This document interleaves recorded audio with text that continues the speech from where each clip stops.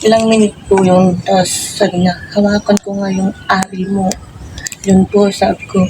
Sabi niya, tapos umalis po ako. Bigla akong umalis kasi yun nga po baka ako hawakan. Or kalawin. Iba yung linya ni Daddy Frankie, nagulat na ako sa kwento ng buhay ninyo. So, magkasama naman na kayo. Diba? Ngayon magkasama na kayo sa bahay niyo. Saan banda ang bahay ninyo? Doon po sa mismo Ilang oras ang biyahe niyo papunta rito? bahay namin na to. Opo, yung ngayon. Pag sa hanggang sa Maynila po, hanggang Cagayan, 12 hours. Pero hanggang dito siguro mga 7 hours Okay. hanggang Cagayan. Paano kayo nabubuhay ngayon? Anong hanap buhay niyo? Yun lang po, magtanim ng mga gulay, mag-alaga ng manok. Kasi yung asawa ko lang po na kinakasama ko ngayon, sabi niya, dito ka na lang sa bahay. Kasi baka pag may anong mangyari dyan sa'yo sa sakit mo, ako ang sisihin ng asawa, mga kapatid mo. Dito na lang kayo ng anak mo ngayon. Tiisan na lang natin kung ano yung mahanap buhay ko na para sa ating lahat. Sabi niya sa akin. So, ibig sabihin, gaano ka katagal sa abroad? 10 years po. 10 years. Pabalik-balik. Pabalik-balik. Opo. Pero mag 4 years na kaming hiwalay ng una kong asawa kasi sinasaktan niya po ako. Kaya po nagdesisyon po akong layasan siya. Araw-araw po niya akong sinasaktan. Kasi ako lang naghahanap buhay para sa mga anak ko, yung maliliit na sila. Buhat ng elementary po sila, sir. Ako po yung nagtaguyod para makapagtapos sila ng pag-aaral. Nagtitinda po ako ng gulay sa umaga, sa gabi barbecue. Pagdating ko sa bahay, nakahiyatag po siya. Tapos pag tinanong ko kung nakaluto na sila, sinasabi, punta ka doon sa mga lalaki mo, doon sa binibintahan mo ng barbecue. Doon ka kumain. Yun po ang mga lagi niyang sinasabi. Nasabi ng biyanan ko na may lalaki po daw ako doon sa mga pinagbibintahan ko ng barbecue. Ang sabi ko, bakit ganon? Pagod ako. Tapos ganon mo lagi ang sinasabi niyo sa akin. Ako na nga nagtataguyod sa mga anak ko. Ganon pang sasabihin niyo. Kaya napag-isipan kong mag-abroad, ibang bansa noon para may taguyod kong mga anak ko. Nung nasa abroad na po ako, magpapadala ako ng mga pera ng anak ko sa pag-aaral. Hindi po nila lahat binibigay masustento ang mga gusto kong gawin sa mga anak ko. Yung pera na ginagawa, pinapadala ko po. Mas nauuna po yung mga ibang bata na nakatira sa kanila. Kasi 3 kaming nakatira na may asawa sa bahay nila. Hiwalay din yung pinsan niya na may batang 5 na inaalagaan niya. Ang sabi ko, kadugo mo yan, nanay, kako. Mismong anak mo pong nanggaling ang mga anak ko. Kaya dapat naman po, tutukan mo ang mga anak ko, kako. Pero ayaw niya kasi hindi daw nila kadugo.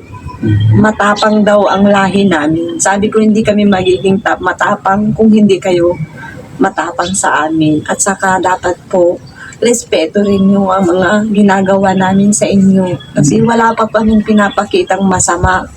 Sabi ko sa kanila po. Ang sabi ng biyanan ko po, ang anak niya, hindi ko daw dapat po pinagtatrabaho. Sabi ko siya po ang father de pamilya po. Dapat siya po ang magtaguyod sa mga anak namin.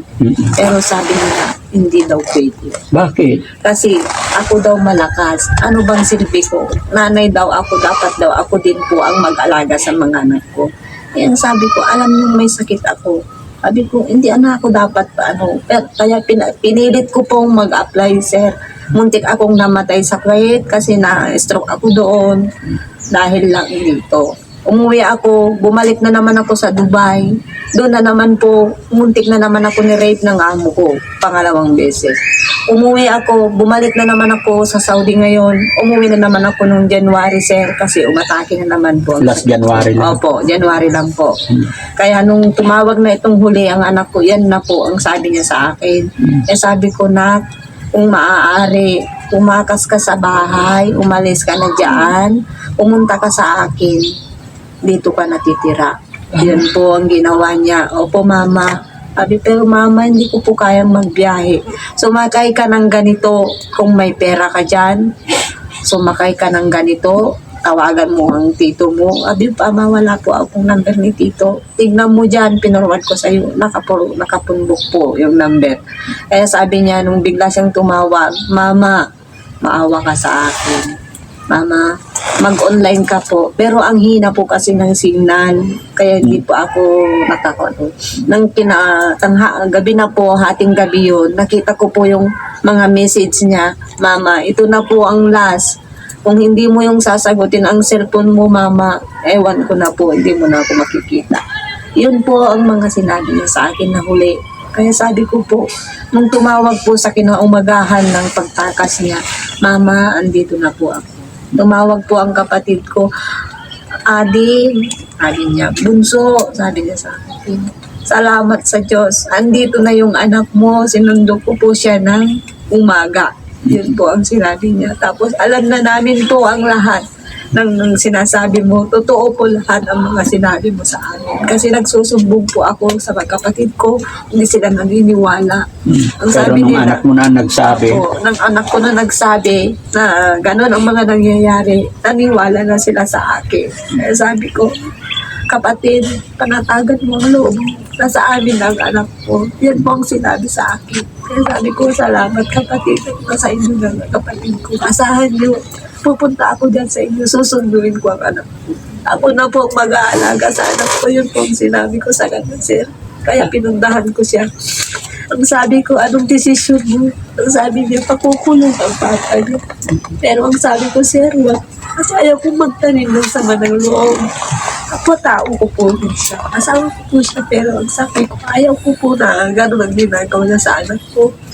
Ayun po, yun po lang ang gusto ko po na sana po, matulungan po kami na alam ko na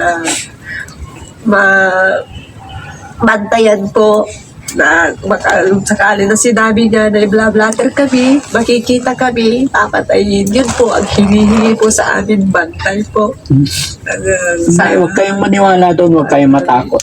Huwag kayong matakot. Huwag kayong maniwala doon. Kaya buhat po ng pumunta po ng anak ko dito. Ako din po, hindi ako makatulog, hindi ako mapakali. Kasi iniisip ko po yung sinabi niya na baka mahanap po kami, ganun ang gagawin.